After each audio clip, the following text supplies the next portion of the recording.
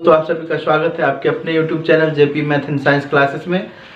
दोस्तों आज हम फिजिक्स का second chapter refraction of light start करेंगे। क्लास 10वीं और 12 में ये चैप्टर पढ़ा जाता है। ठीक है, तो आप लोग गौर से वीडियो को ध्यान से सुनिएगा और देखिएगा। ठीक है, चलते हैं। रिफ्रैक्शन ऑफ लाइट का शाब्दिक अर्थ होता है प्रकाश का परावर्तन, प्रकाश का अपवर्तन।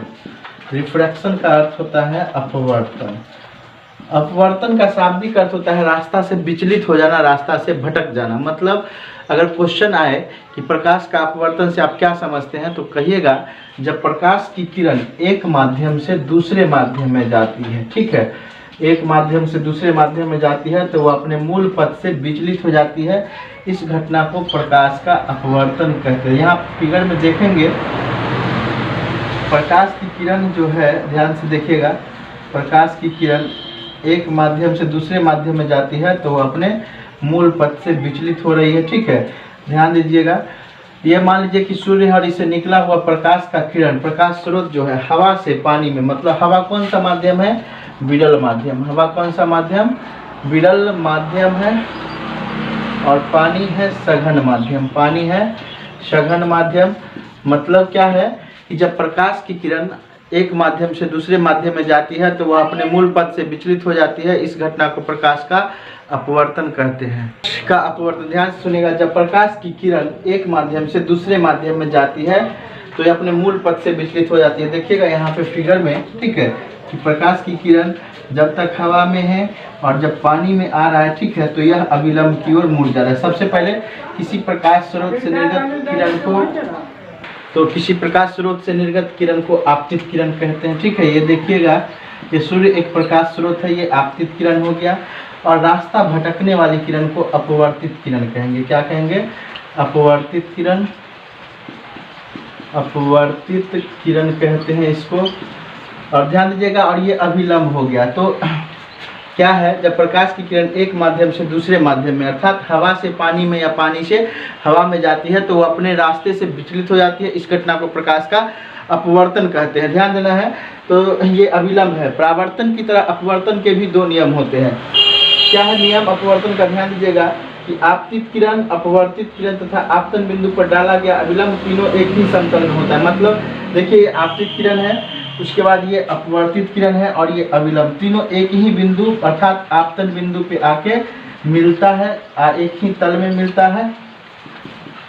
इसीलिए अपवर्तन का पहला नियम होता है आपतित किरण, अपवर्तित किरण तथा आपतन बिंदु पर डाला गया अविलंब तीनों एक ही समतल में होते हैं।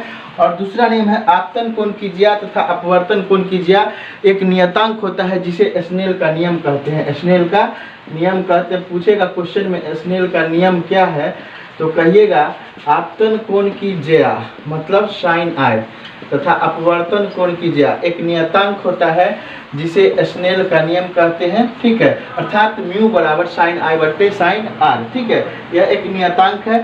तो ध्यान देना है।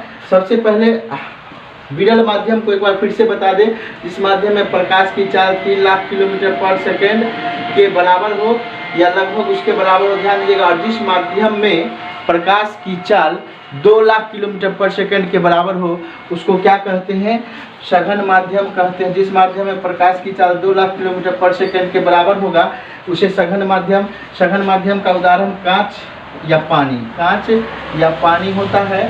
और विरल माध्यम का निर्वात या हवा होता है। ठीक है, मतलब जिस माध्यम में प्रकाश की चाल 3 × 10⁸ मीटर पर सेकेंड मतलब 3 लाख किलोमीटर पर सेकेंड हो उसको विरल माध्यम, और जिस माध्यम में प्रकाश की चाल 2 लाख किलोमीटर पर सेकेंड हो उसे सघन माध्यम। फिर से चलते हैं, प्रकाश का अपवर्तन किसे कहते हैं? ध्यान से देखिएगा, जब प्रकाश की किरण एक माध्यम से दूसरे माध्यम में, मतलब हवा से पानी में, मान लीजिए इस लाइन के ऊपर, इस सतह के ऊपर हवा है, नीचे पानी है, तो जब प्रकाश की किरण एक माध्यम से दूसरे माध्यम में जाती है तो वह अपने मूल पथ से विचलित हो जाती है। इस घटना को प्रकाश का अपवर्तन कहते हैं। ठीक है, तो आशा करते होंगे कि आप लोग को यह वीडियो समझ में अवश्य आ रहा होगा। रुकिएगा, ध्यान से कंटिन्यू वीडियो को देखिएगा। तो ये क्या है, और प्रकाश के अपवर्तन के मुख्यतः दो नियम है, आपतित किरण, अपवर्तित किरण तथा आपतन बिंदु पर डाला गया अविलंब तीनों एक ही सतह या एक ही तल में होते हैं। ठीक है, किसी प्रकाश स्रोत से निर्गत किरण को आपतित किरण और भटकने वाली किरण को अपवर्तित किरण कहते हैं। और ध्यान से सुनिएगा, अभिलंब और आपतित किरण के बीच बने कोण को आपतन कोण साइन आई कहते हैं। अभिलंब और आपतित किरण के बीच बने कोण को साइन आई और इसको क्या कहते हैं, साइन आर या एंगल आर कहते हैं। मतलब ये अपवर्तन कोण होगा। अपवर्तित किरण और अभिलंब के बीच बना कोण अपवर्तन कोण होता है। चलिए आगे चलते हैं। हाँ तो दोस्तों ध्यान दीजिएगा, क्वेश्चन आएगा कि जब प्रकाश की किरण विरल माध्यम से सघन माध्यम में जाती है तो क्या होता है। ठीक है, तो देखिएगा जब प्रकाश की किरण हवा से पानी मतलब विरल से सघन में आती है तो यह अभिलंब की ओर मुड़ जाती है। देखिएगा यहाँ पे किरण का डायरेक्शन कैसे चेंज हो जाता है, अर्थात विरल से सघन में आएगी तो वह अभिलंब की ओर मुड़ जाती है, और जब सघन माध्यम से विरल माध्यम में जाती है मतलब पानी से हवा में आती है तो वह अभिलंब से दूर भागती है। इस चीज़ को देख सकते हैं आप फिगर में। ठीक है, मतलब पानी से हवा में जाएगी तो वह अभिलंब से दूर जाती है, और हवा से पानी में आती है तो वह अभिलंब की ओर मुड़ जाती है। मतलब विरल से सघन में आएगी तो वह अभिलंब की ओर मुड़ जाएगी, और जब सघन से विरल में जाएगी मतलब पानी से हवा में जाएगी तो अभिलंब से दूर भागती है। यह प्रकाश के मतलब अपवर्तन के सिद्धांत के अनुसार है। ठीक है, तो ध्यान देना है। इस टॉपिक को हम लोग क्लियर कर लिए हैं कि जब प्रकाश की किरण विरल माध्यम से सघन माध्यम में आती है तो वह अभिलंब की ओर मुड़ जाती है, और जब सघन माध्यम से विरल माध्यम में आती है तो अभिलंब से दूर भागते हैं। चलते हैं अगले टॉपिक पे। ठीक है, ध्यान दीजिएगा दोस्तों, अगला टॉपिक है अपवर्तनांक। अपवर्तनांक किसे कहते हैं समझना है। आप लोग डरिएगा बिल्कुल नहीं, कंसेप्ट पूरा क्लियर होगा। ठीक है, तो ध्यान से सुनेंगे। किन्हीं दो माध्यमों के लिए आपतन कोण की ज्या तथा अपवर्तन कोण की ज्या का अनुपात को ही क्या कहते हैं, अपवर्तनांक कहते हैं। आपतन कोण, ध्यान दीजिएगा, आपतन कोण की ज्या मतलब क्या, आपतन कोण की ज्या किन्हीं दो माध्यमों के लिए। ठीक है, फिर से देखिएगा, किन्हीं दो माध्यमों के लिए, किन्हीं दो माध्यमों के लिए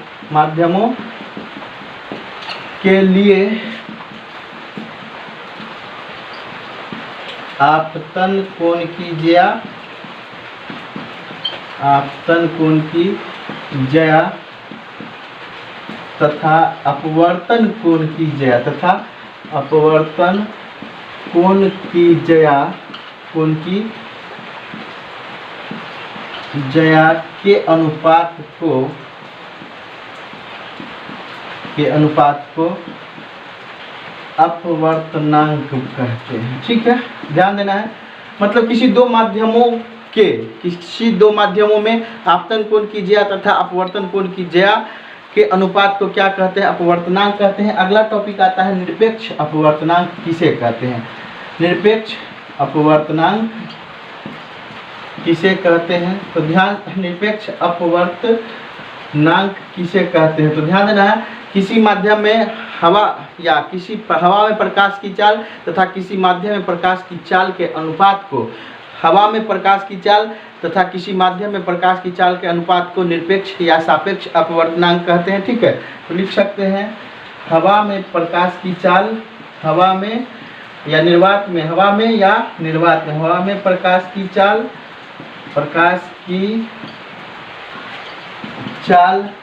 तथा किसी माध्यम मतलब पानी और कांच कुछ भी हो सकता है, किसी माध्यम मतलब पानी या कांच में प्रकाश की चाल, पानी या कांच में प्रकाश